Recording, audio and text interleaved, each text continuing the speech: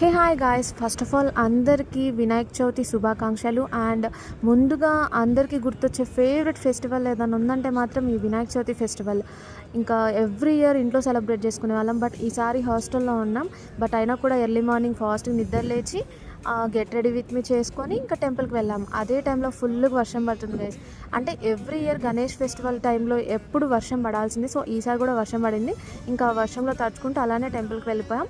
ఇంకా దేవుణ్ణి గణేషుని చూడకుండా ఈరోజు ఎవరైనా ఉంటారా మీరే చెప్పండి. ఇంకా టెంపుల్కి వెళ్ళి గణేషుని దగ్గర ఏం మొక్కున్నామంటే అందరు మంచిగా ఉండాలి, సో అందులో మేము కూడా కొంచెం మంచిగా ఉండేలా చూడని మొక్కుని ఇంకా వచ్చేసాం అనమాట.